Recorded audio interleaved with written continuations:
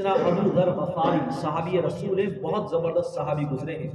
ان کے بارے میں آتا ہے کہ یہ کعبے کے پاس کھڑے ہوئے اور کھڑے ہو کر انہوں نے لوگوں سے خطاب کیا اور کہا اے لوگوں ادھر آؤ، مجھے پہچانو، اور جو مجھے پہچانتے ہیں ان کے لیے کافی ہے کہ وہ مجھے جانتے ہیں، جو نہیں جانتے وہ میرا نام سن لیں، میں ہوں جندب ابن جنادہ غفاری یعنی ابو ذر، اور تم اپنے ایک ناصح شفیق بھائی کی طرف بڑھ کے آؤ اور اس کی ناصحانہ شفیقانہ باتیں سنو۔ ناصحانہ یعنی نصیحت دی ہوئی، اور شفیقانہ یعنی بہت ہی پیاری اور محبت بھری ہوئی، یعنی مہربان باتیں اس کی سنو۔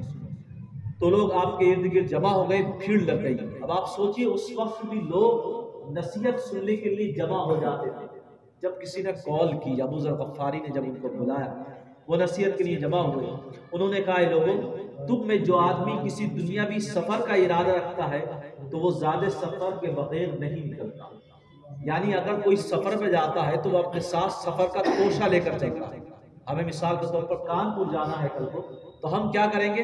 ابھی سے ہم پیکنگ کرنا شروع کریں گے، اور ابھی سے ہم اس کے اندر کچھ کھانے پینے کی چیزیں رکھیں گے کہ ٹرین میں ہمیں اگر کہیں بھی ضرورت پڑے تو ہمارے بیگ میں وہ چیز ہونا چاہیے، ہمارے ٹرالی میں وہ چیز ہونا چاہیے، فلاں فلاں جگہ پر ہمیں یہ چیز دستیاب ہو جائے۔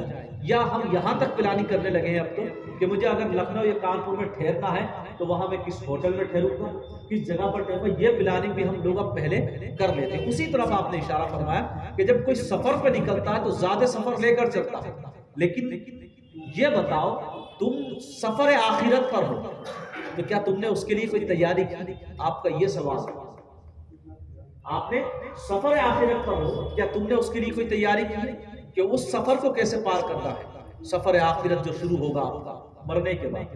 تو صحابہ نے جو کھڑے ہوئے تھے اس وقت، جو اور لوگ تھے، انہوں نے جواب میں خاصے زیادہ سفر کی بابت پوچھا کہ آپ کی مراد کیا ہے؟ زیادہ سفر یعنی آخرت کا جو سفر ہے اس کا توشہ کیا ہو سکتا ہے؟ بھائی ہم نے ٹرین میں جا رہا ہے تو اس کے لیے کچھ نہ کچھ توشہ لے کے جا رہے ہیں، کچھ نہ کچھ کھانے پینے کی چیزیں، لیکن آخرت کے سفر سے نکلیں گے تو اس کے لیے توشہ کیا ہوگا؟ آپ بتائیے۔ ابو ذر غفاری فرماتے ہیں، اب سنیے، فرماتے ہیں سب سے پہلی چیز توشے میں یہ ہے قبر کی وحشت سے بچنے کے لیے ریاض کی سیاہی میں 2 رکعت نماز پڑھی جائے، یعنی جیسے ہی مرو گے تو سب سے پہلا جو اسٹاپ آپ کا آئے گا، جیسے ٹرین کے اسٹاپ آتے ہیں، وہ ہے قبر۔ فرماتے اس کے اندر اندھیری ہے اور اس اندھیری میں وحشت رکھی گئی ہے، اس سے بچنے کے لیے روزانہ رات کو 2 رکعت نماز نفل پڑھا۔ یہ نفل کی طرف اشارہ ہے، لیکن یہ اس بات کی طرف بھی اشارہ ہے کہ جو فرض کا پابند ہوگا وہی رات کو نفل بھی پڑھ پائے گا۔ یاد رکھو، فرض چھوڑ کر نفل پڑھو گے تو ویسے ہی قبول نہیں، مسئلہ یاد رکھیے آپ، وہ معلق رہتے ہیں جب تک کہ فرض پورے نہ ہو۔ اس لیے جو فرض کا پابند ہوتا ہے اس کے لیے حکم ہے کہ وہ رات کو 2 رکعت نماز نفل پڑھے تاکہ اس کی قبر میں روشنی رہے، اندھیری نہ رہے۔ فرماتے دوسرا جو ہے اس کا مرحلہ یوم نشور ہے۔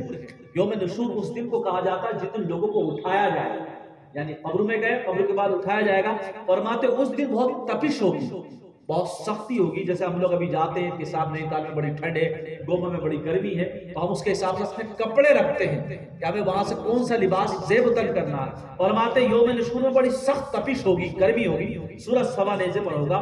اس گرمی سے بچنے کے لیے جب گرمی کا موسم آیا کرے تو تم اس دن روزہ رکھا، سبحان اللہ، تاکہ یہ روزہ تمہیں وہاں کی تپش سے محفوظ رکھ سکے۔ یہ بات بھی اس سے الگ ہے کہ رمضان کے روزوں سے الگ رہے گا، رمضان کے روزے تو آپ کو رکھنا پڑیں گے۔ فرماتے تیسری بات یہ کہ اس دن بڑے عذاب والا دن ہوگا، لوگ بڑی مصیبتوں ہوں گے، بڑی تکلیفیں ہوں گے۔ اللہ کے عذاب سے بچنے کے لیے فرماتے مساکین پر خوب صدقہ کیا، ان پر خوب صدقہ کیا کرے، یہ آپ کی تیسری نصیحت ہوتی ہے۔ فرماتے چوتھی ناصحانہ اور شفیقانہ بات یہ ہے کہ عظیم عظیم امور کے لیے، بڑی بڑی دقتوں اور مصیبتوں سے بچنے کے لیے، راحت پانے کے لیے کہ اس دن تمہیں کوئی مصیبت نہ پہنچے، کوئی پریشانی نہ ہو، فرماتے حج کیا کرو، اگر وقت ملے تو حج کیا کرو، پیسہ اللہ نے دیا ہے اتنا تو حج کرو۔ پھر فرماتے آخری بات، فرماتے لوگوں دنیا کے اوقات کو تم 2 نشستوں میں بدلنا، یعنی اپنے دن کے حصے کو، پورے کو، دن چاریے کو 2 حصوں میں بدلنا۔ فرماتے پہلا حصہ تو یہ کہ دنیا کمانے میں گزارو، طلب دنیا میں نکلو، صبح فجر کے بعد جیسے قرآن کو حکم ہے فَإِذَا قُضِيَتِ الصَّلَاةُ فَانتَشِرُوا فِي الْأَرْضِ، قرآن نے خود کہا جیسی نماز فجر پڑھو زمین میں پھیل جاؤ، یعنی رزق تلاش کرو۔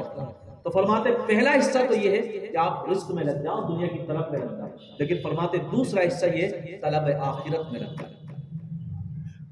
آخرت کی فکر کرنا شروع کر دو، اور آخرت کی جب فکر کرو گے فرماتے تیسری کوئی نشست نہیں ہونا چاہیے، تیسری کوئی بیٹھک نہیں ہونا چاہیے، وہ تمہارے لیے فائدہ مند نہیں رہے گا۔ فرماتے اپنا سارا مال 2 درہم کرو، 1 درہم اپنے عیال پر خرچ کرو اور 1 درہم اپنے لیے آگے بھیجو۔ فرماتے ہیں یعنی کہ اگر تم نے 100 روپے کمائے، 1000 روپے کمائے، تو اس میں سے آدھے جو ہے اپنے اوپر اپنے اہل و عیال پر خرچ کرو، اور اس میں سے آدھے جو ہے وہ آگے کے لیے بھیجو۔ فرماتے وہ آگے کے لیے بھیجنا کیا؟ فرماتے آگے کے لیے بھیجنا یہ کہ راہ خدا میں خرچ کرو، جو بھی راہ خدا کے کام ہے، جیسے کہ کسی کو پریشان دیکھنا، کسی کی حاجتوں کو پورا کرنا، مسجدوں کی تعمیر میں حصہ لینا، مدرسوں کی تعمیر میں حصہ لینا، کوئی بھی نیک کام ہو سکتا ہے، وہ آپ سوچے تو اسے وہاں خرچ کر دیں۔ فرماتے اور تیسری اور اہم بات جو ہے، آخری بات، آپ نے فرمانے سے پہلے سرد آہ بھری، یعنی آپ نے ایک آہ بھری، تکلیف بھری آہ نکالی، فرمایا مجھے مار ڈالا گزرے ہوئے دنوں کی کڑن نے، جو مجھے اب کبھی ہاتھ نہیں آئے۔ فرماتے آپ سے عرض کیا گیا حضرت اس سے آپ کی کیا مراد ہے؟ آپ نے جواب میں فرمایا طول عمل، یعنی موت کو دور سمجھنا اور زیادہ جینے کی آس میں رہنا۔